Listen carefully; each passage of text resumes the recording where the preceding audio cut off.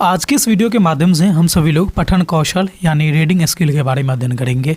आज की इस वीडियो में आप किन किन चीज़ों को जानेंगे, चलिए इस पर एक नज़र डालते हैं। तो सबसे पहले आप जानेंगे कि पठन कौशल यानी रीडिंग स्किल क्या है। इसके बाद इसके अर्थ को जानेंगे, इसके कितने प्रकार हैं इसको भी जानेंगे, और साथ ही साथ पठन कौशल की क्या क्या विशेषता है, इससे क्या क्या लाभ होती हैं, इन सारी चीज़ों को भी आप अध्ययन करने वाले हैं। तो स्वागत है फिर से आप सभी का आपके अपने यूट्यूब चैनल RKR स्टडी पे। आज की इस वीडियो के माध्यम से चलिए हम सभी लोग जानते हैं पठन कौशल के बारे में। सबसे पहले हम लोग जानते हैं कि पठन कौशल ये रीडिंग स्किल क्या होता है। तो आप पाएंगे कि पठन कौशल जो है ना, एक व्यापक क्षमता है जो भाषा की लिपि को समझकर उसे सही ढंग से उच्चारित करके और अंततः उसके निहितार्थ को समझकर ज्ञानार्जन की मार्गों को खोलती है, जो शिक्षण के एक मूलभूत हिस्सा है। यानी कि आप पाएंगे कि ज्ञानार्जन की एक मार्ग खोलने वाली पठन कौशल शिक्षण की एक मूलभूत प्रक्रिया है, जिसमें क्या होता है कि बच्चे भाषा की लिपि समझते हैं, उसको सही ढंग से उच्चारित करना सीखते हैं और अंत में उसके निहितार्थ अर्थ को भी समझने का प्रयास करते हैं।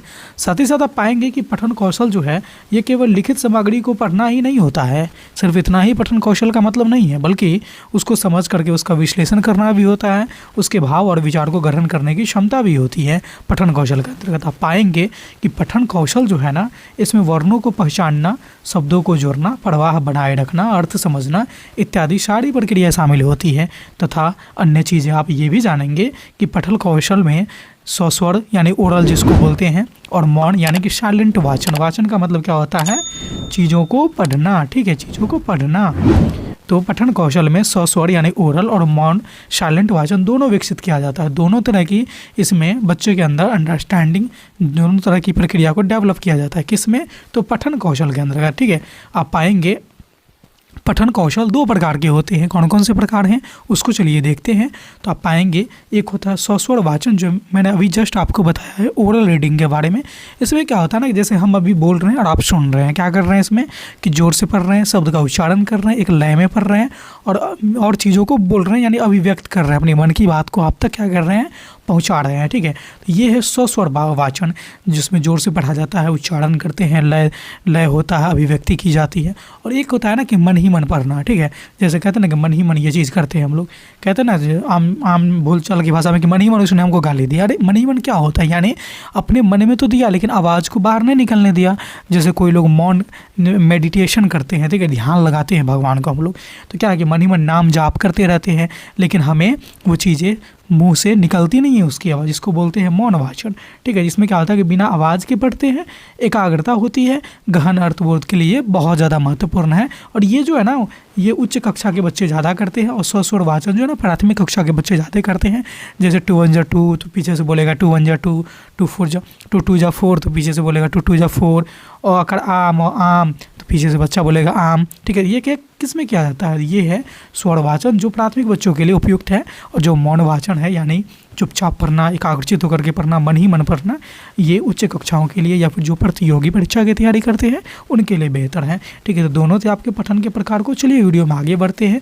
आगे बढ़ने से पहले मैं आपको एक बहुत ही अच्छी जानकारी देने वाला हूँ, इसको आप अवश्य देखिएगा और अवश्य हमसे जुड़िएगा। चाहे आप सीटेट की तैयारी कर रहे हैं, यूबी-टेट की कर रहे हैं, स्टेट की कर रहे हैं, रीट की कर रहे हैं, BPSC की कर रहे हैं, या फिर कोई भी अन्य टीचिंग रिलेटेड एग्जाम की अगर आप तैयारी करते हैं तो हमसे ज़रूर बने रहिएगा। इस चैनल के माध्यम से आपको बेहतरीन ढंग से तैयारी करवाई जाएगी। सिर्फ BEd DLEd करने तक ही नहीं, इसके आगे भी आप जब आगे बढ़ेंगे टीचिंग लाइन में, तो इस चैनल को छोड़ने की आपकी कोई नौबत ना आएगी, आपको कहीं और भटकने की ज़रूरत ना पड़ेगी। इसलिए आप हमारे ग्रुप से ज़रूर जुड़ जाइएगा, चैनल को सब्सक्राइब कर लीजिएगा। इस नंबर पर आप व्हाट्सएप करेंगे, ग्रुप से जुड़ जाएंगे। वहाँ इस सब के लिए स्पेशल तैयारी के लिए स्पेशल ग्रुप बनाया हुआ है। ठीक है, तो इसको भी मिस ना करेंगे। फिलहाल चलते हैं हम लोग अपने इस वीडियो में, अपने टॉपिक में आगे बढ़ते हैं।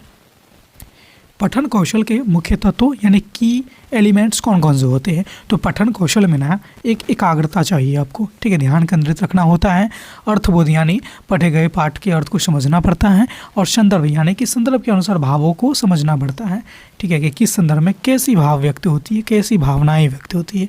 ये पठन कौशल के कुछ महत्वपूर्ण की मोमेंट थे। आगे बात करते हैं हम लोग कि पठन कौशल का महत्व क्या है, ये हम लोग क्यों जानकारी लेना इसका चाहिए, क्यों हम लोग ये जानते हैं।